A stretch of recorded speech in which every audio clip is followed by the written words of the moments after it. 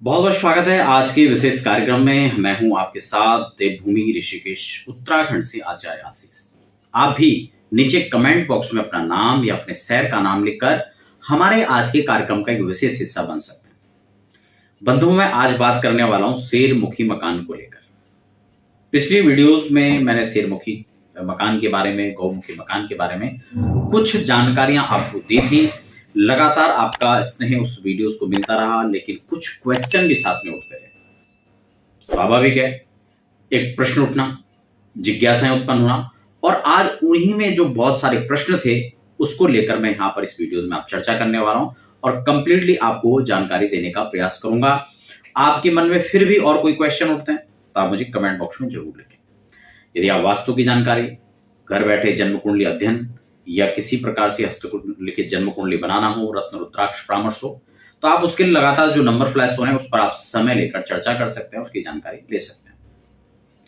आइए चर्चा को शुरू करेंगे। नए दर्शक है तो आप चैनल को सब्सक्राइब जरूर कर लीजिए, बेल आइकन को प्रेस कर लें ताकि आने वाले समय में भी आपको इसी प्रकार की जो वीडियोस होती हैं उनकी नोटिफिकेशन आपको मिल सके। देखिए, शेरमुखी मकान या फिर कई लोग सिंह मुखा कहते हैं, सिंह मुखा कहते हैं। भाषा अलग अलग हो सकती है लेकिन उसका अभिप्राय एक ही है। समझ गए ना? शेर, आपने जब शेर की बात आती है ना तो एक अजीब सी हरकत, एक अजीब सा भय और एक अजीब सी परिकल्पना जो है मन में होने लगती है। ऐसी शेरमुखा प्लाट को लेकर भी, लेकिन हम बात करेंगे कि क्या वास्तव में शेरमुखा प्लाट इतना खतरनाक होता है? अगर आपका शेरमुखी प्लॉट है, आपका शेरमुखी मकान है, तो क्या वास्तव में इतना खतरनाक होता है जितना इसके बारे में बताया जाता है? और है तो हमारे पास अगर ऐसा मकान आ गया या हमने ऐसा मकान खरीद लिया तो फिर हम क्या कर सकते हैं? उपाय भी आपको साथ में मैं आज बताने का प्रयास करूंगा। देखिए, यहां पर एक चीज है, जो प्रॉपर्टी होती है ना, वो आपको सहज नहीं मिलता, वो बड़े नसीब से मिलता है। उनसे जाकर पूछो जिनके पास है नहीं। चाहे मकान हो, चाहे आपका दुकान हो, चाहे आपका प्लॉट हो, कुछ भी हो, ये उनसे पूछे जिनके पास है ही नहीं। तो इसलिए आपको, चाहे आपके हिस्से में शेरमुखी प्लॉट ही क्यों नहीं आया है, ये सहज नहीं आया है, ये भूमि की कृपा से आया है, ये मंगल की कृपा से आया है। और जिन लोगों की कुंडली के अंदर मंगल स्ट्रांग होता है उनको ही प्रॉपर्टी का सुख मिलता है, उनको ही वाहन का सुख मिलता है। और अगर आप भी अपने जीवन में चाहते हैं कि आप प्रॉपर्टी का सुख लें, वाहन का सुख लें, आप मंगल को स्ट्रॉन्ग करें, और मंगल को स्ट्रॉन्ग करने के लिए, कर्ज से मुक्ति के लिए, मुझे लगता है मंगल स्तोत्र, ऋण मोचन मंगल स्तोत्र, इससे बढ़कर कोई उपाय नहीं है। ये मेरा बहुत अनुभूत उपाय है। मैंने न जाने कितने लोगों को इस उपाय को कराया है और इसका रिजल्ट भी दिलाया है। शर्त है कि आप विधि विधान से करें, उसके जो तरीके हैं उसको लेकर करें। वैसे मैंने इसके लिए चर्चा एक वीडियोस के माध्यम से आपके साथ पहले भी शेयर किया है, जो अध्यात्म ज्योतिष चैनल पर अभी भी उपलब्ध है। आप डिस्क्रिप्शन में भी मैं लिंक उपलब्ध कराने का प्रयास करूंगा, नहीं तो आप हमारे प्लेलिस्ट में जाकर चेक कर सकते हैं या सर्च कर सकते हैं आप अध्यात्म और ज्योतिष ऋण मोचन मंगल स्तोत्र, आपको वीडियो आ जाएगी। उसमें मैंने विधि के साथ और डिस्प्ले पर आपके अक्षर भी उपलब्ध हो रहे हैं और आपको धीरे धीरे धीरे करके मैंने पाठ करने का तरीका भी बताया है। तो आप उसको वीडियो को देख सकते हैं और उसका लाभ ले सकते हैं। अब हम बिंदु पर लौटते हैं, शेरमुखा। देखिए, शेरमुखा प्लॉट जब हो, या मकान हो या प्लॉट हो, अगर प्लॉट है तो बहुत इजी है फिर आपको घबराने की आवश्यकता नहीं। फिर तो आपको क्या करना है कि जब आपको मकान बनाना हो ना, तब आप किसी एक्सपर्ट को लेकर, वास्तु एक्सपर्ट जो होते हैं, उनसे आप अपनी जमीन को वहां पर विजिट कराएं और उसका प्रॉपर एक नक्शा तैयार करवाएं। तो वो वास्तु दोष से मुक्त हो जाएगा, कोई दिक्कत नहीं, क्योंकि उसके हिसाब से ही नक्शा बनेगा, जो प्रॉपर वास्तु के हिसाब से बनेगा, और उसका जो शेरमुखा है उसका दोष निवारण साथ साथ हो जाएगा। लेकिन आपने मकान आपके पास में, तब यहां पर थोड़ा सा दिक्कत होता है। उस समय क्या करना है, बस उसी की चर्चा आज हम करेंगे। क्योंकि मकान आपने ले लिया, हो सकता है आपने मकान बनाया लिया, तो ऐसी स्थिति में आपको क्या करना चाहिए? तो शेरमुखी अगर मकान आपने खरीद लिया तो आपको घबराने की आवश्यकता नहीं है।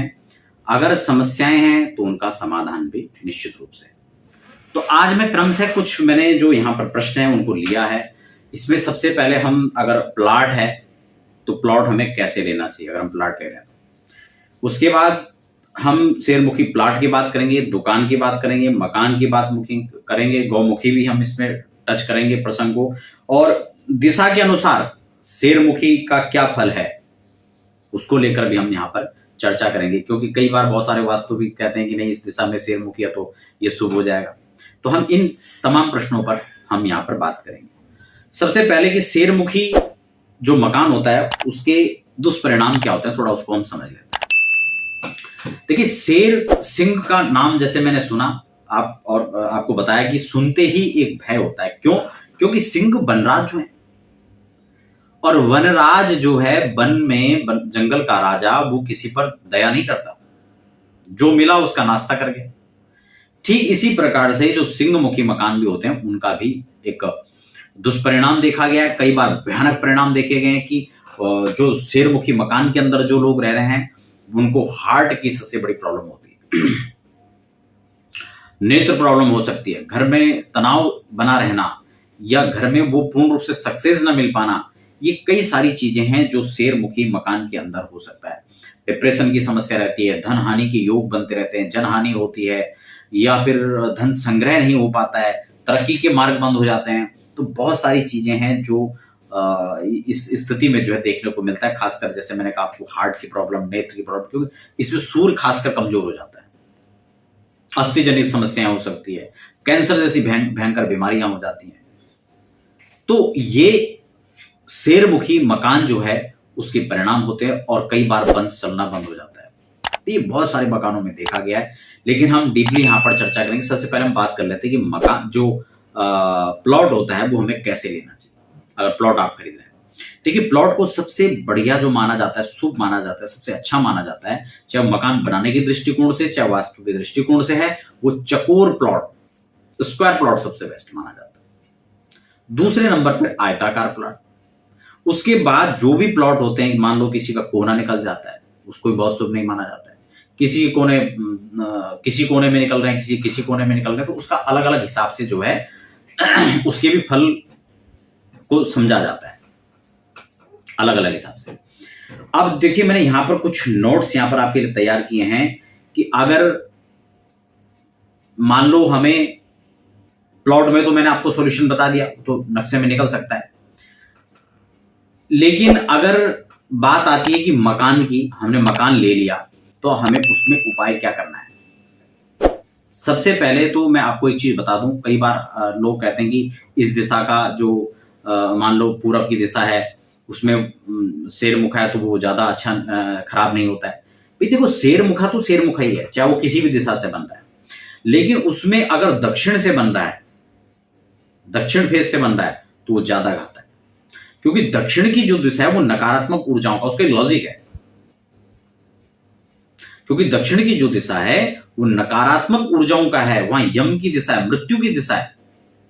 और अगर उस दिशा को ज्यादा खोल दिया, वहां से उस तरह की जो एनर्जीज हैं वो अगर वहां से जनरेट हो रही है या वहां से वो सप्लाई हो रही है, तो वो निश्चित रूप से आपके उस मकान के अंदर वो जो फ्लो करेगा तैयार, जो वेग वहां पर बनेगा, वो शुभ नहीं रहेगा। इसलिए दक्षिण वाला अगर है तो वो ज्यादा घातक होगा, ठीक है ना। तो इसलिए जो मकान की कंडीशन के अंदर हम बात कर रहे हैं, तो दक्षिण के अंदर, वैसे मैंने कहा सभी दिशाओं में, इसमें कोई वो नहीं है क्योंकि हम कहेंगे इस दिशा में, इस वाले कोण से दोष नहीं बन रहा है। वो शेरमुखा है तो शेरमुखा ही रहेगा, चाहे किसी भी दिशा से बन जाए। लेकिन दक्षिण की अगर दिशा से बन रहा है तो ज्यादा घातक होगा। पश्चिम से भी बन रहा है तो भी ज्यादा जो है वो खराब माना जाएगा। इसलिए विशेषकर दक्षिण दिशा तो इसमें नकारात्मक ऊर्जाओं के लिए, और नैऋत्य कोण विशेषकर जो है इसके लिए खराब माना गया है।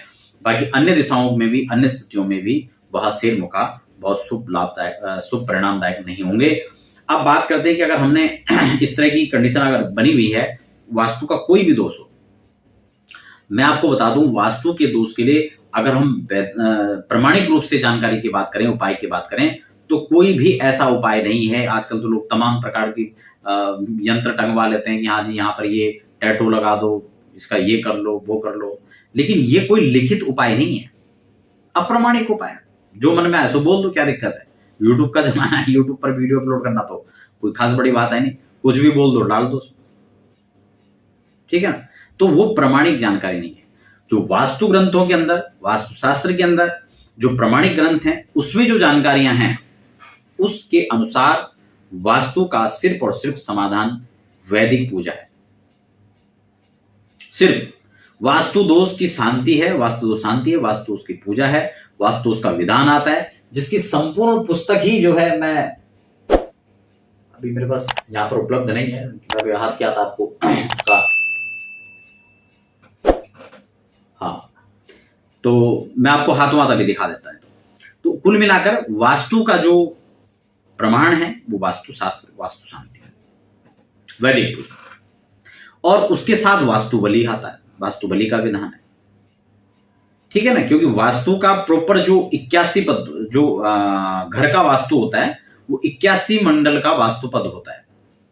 मैं आपको दिखा देता हूं, यहां पर एक पुस्तक मेरे पास पड़ी हुई है, ये देखिए, यज्ञ वास्तु अलग होता है और अलग अलग वास्तु होते हैं। हाँ, ये तो ये ग्रह वास्तु का जो चित्र है, देवस्थानम, ये चक्र जो है, तो इसमें जो है 84 खाने होते हैं, और इसमें बहुत, मैं कभी समय आपको मिलेगा मेरे को, तो मैं आपको इसके डिटेल में जो चीजें हैं ना, ये आपको बताऊंगा कि ये कौन कौन से स्थान में, मैं इसको लेकर चर्चा करने वाला हूं आगे शीघ्र, क्योंकि मैंने सोचा है इसमें जो एक एक चीजें हैं, क्योंकि वास्तु का बहुत सारा ज्ञान लोग दे रहे हैं, लेकिन प्रॉपर दिशाओं में भी किसके देवता बैठे हुए हैं वहां पर, और उसके आधार पर ही वास्तु का ये लॉजिक यही है, और प्रमाण भी यही है।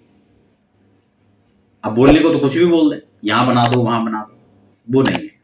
इसके एक एक देवता, क्योंकि एक तरफ 9 खाने इसमें आ रहे हैं, और 9 इधर से आ रहे हैं, 9 इधर से, 9 इधर, तो 81 खाने का पद होता है ये ग्रह वास्तु। इसको ये लिखा अत ग्रह वास्तु चक्र। तो इसके अनुसार मैं आपको आगे आने वाले समय में इसकी जानकारी दूंगा। तो कुल मिलाकर जो शेर मुखा मकान है, मकान के अंदर अगर आपने इस प्रकार की समस्या है, तो सबसे पहले आप उसको जो है इस रूप में ठीक करें, वहां पर वास्तु की पूजा कराएं, वास्तु शांति कराएं, प्रॉपर वास्तु का जप करवाएं, और वास्तु यज्ञ करने के बाद वहां पर बुध और गुरु का यंत्र आप उस घर के अंदर स्थापित करें, या फिर स्फटिक श्रीयंत्र को वहां पर स्थापित करें, और 9मुखी रुद्राक्ष का कोई कवच बनाकर आप घर के ईशान में या जहां गेट है वहां पर आप लटका सकते हैं, या फिर एक घोड़े की नाल को उस घर के मुख्य द्वार पर आपको लगाना चाहिए। घर के मुख्य द्वार पर आप गणपति की भी मूर्ति स्थापित कर सकते हैं, लेकिन गणपति मूर्ति स्थापित करने का भी जो विधान है उसके अनुसार करेंगे। दूसरा, यहां पर एक और अच्छी चीज है, गौ माता की मूर्ति भी आप वहां प्रतिष्ठित कर सकते हैं। घर के मुख्य द्वार के पास ही आप कुछ इस प्रकार के, जैसे तुलसी का गमला है, तुलसी का पौधा है, वो आप वहां पर उसकी व्यवस्था बनाएं और इस प्रकार से वहां पर लगाना चाहिए। तो ये कुछ छोटे छोटे उपाय जो घर के लिए आप कर सकते हैं।